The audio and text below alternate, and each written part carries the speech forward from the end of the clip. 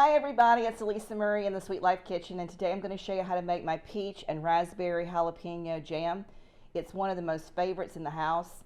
I made it one year and the kids probably ate it up faster than I could get it into the refrigerator. I mean, literally they were licking the spoons as they were getting cooled off as it was coming off the stovetop before I could even get it into the jelly jars. It's a really fantastic recipe. You can put it directly into the refrigerator if you don't want to water bath it and enjoy it right then, or you can water bath it, which is what we're going to do today too, so that it's shelf stable and you can use it for up to a year. This recipe actually put together another recipe that goes along with it, and I'll have it in a different episode using some crackers and some brie and some turkey, and it's really good. So I'm going to put that together and show you how to make that for one of my appetizer episodes. But look for the recipe below in the information on the episode, and here's how you make it. So the first thing I want you to do is I want you to cut some jalapenos, and we just brought these jalapenos in from the Sweet Life garden, and I want you to take a knife and very gently get the flesh off of the jalapeno, and then take a spoon and get the seeds out. Now if you like a hot jelly, then you don't have to worry about this step. But I find that a lot of times there are people with different tastes in terms of their level of heat or their level of tolerance for heat. And so what we've done in the past, and what I think is probably the best way to do it, is to just go ahead and take those seeds out.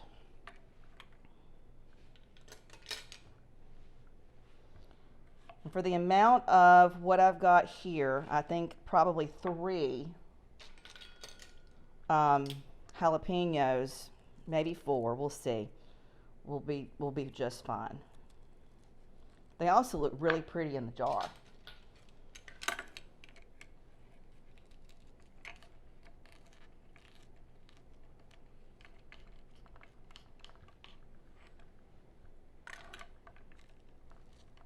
Just be real careful with that because those are hot. Be sure you wash your hands too, because you don't want to touch your eyes after working on jalapenos. That would be a really big mess too. Just gently work those seeds and that membrane out of the centers. So you just have those, kind of like what you would do if you're going to stuff a jalapeno and make like a popper.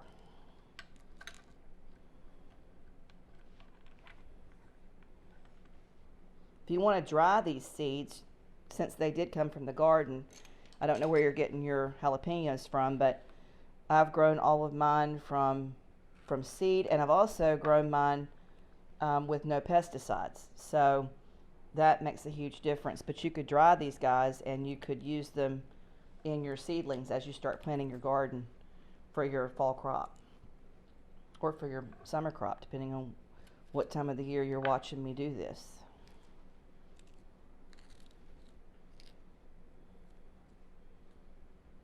One of the things I will say is one of the biggest challenges that I've got as a gardener and doing the channel and just maintaining the household and everything is making time, having time to process everything that we've grown in the garden, because there's always something to pick. In Texas, there's stuff growing all the time, and having the time to get it from the garden into the kitchen and then get it into the recipes before it goes bad. So it just really is a challenge. I want you guys to slice these jalapenos really thin, and then I want you to chop them up really thin. So I want them to be like little tiny rectangles. They'll show through in your jelly jars, and they'll be really pretty that way.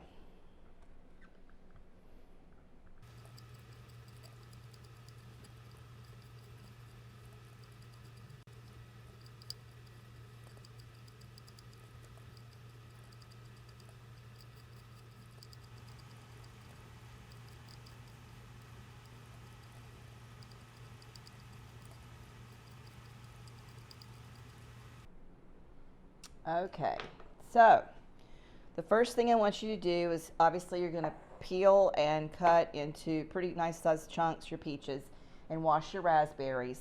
And then now we've chopped our jalapenos, and I want you to grab a pot off the stove, and I want you to put into the pot all of that. So you're going to take all of your jalapenos, You're going to take your peaches and you're going to take your raspberries and put everybody in here together.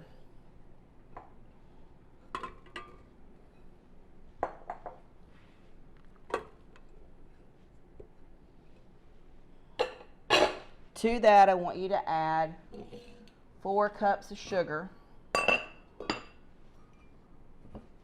And as Nana would say, we've talked about this many times before, 4 heaping cups of sugar. So there's a little bit less than a heaping. I don't think she would have approved of that one. There's a heaping one right there. There's 3 and here's 4. And so we're going to also add about, I'd say, a half a cup of water.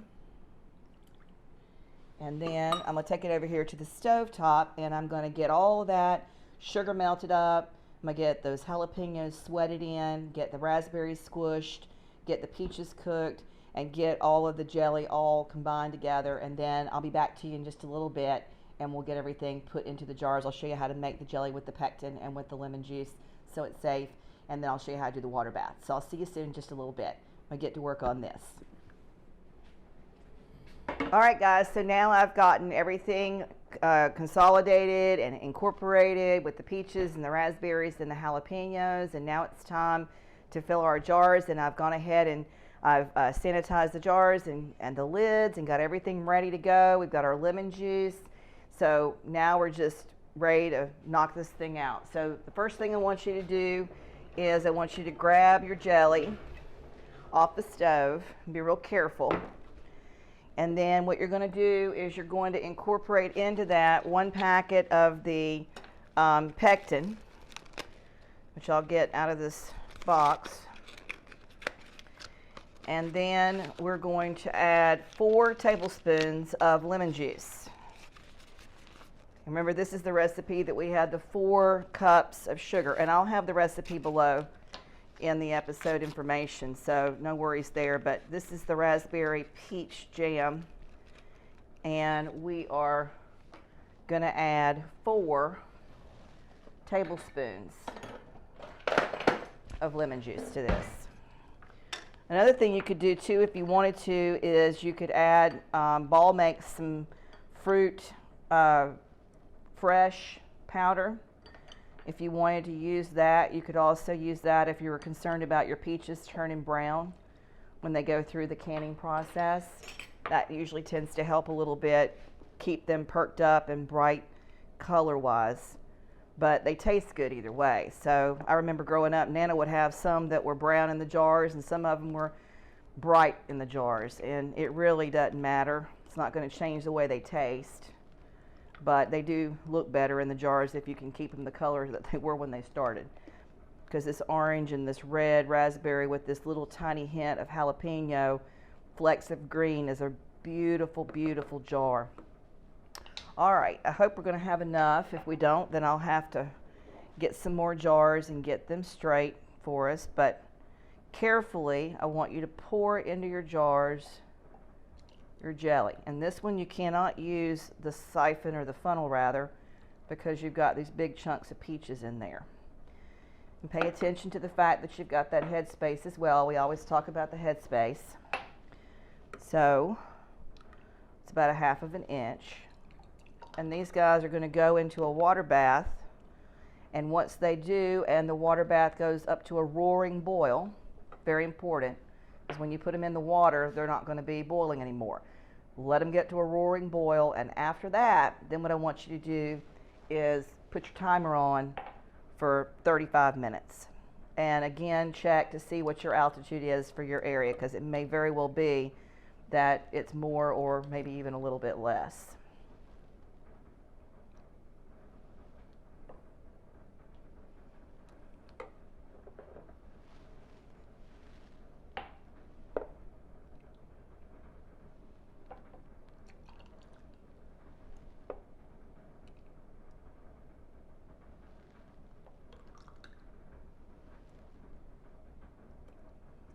Smells really good.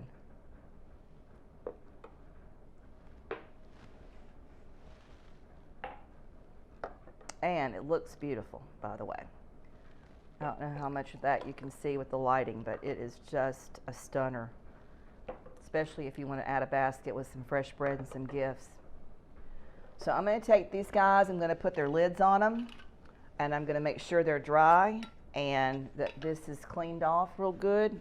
Make sure your edges are not with any of your jam on them, and that way you have a very good chance of your canning process going well for you and it sticking and sealing properly. These are a little bit wet, and we'll see back in just a little bit. I'm going to stick these guys in the water bath once we get them in there and let them roaring boil.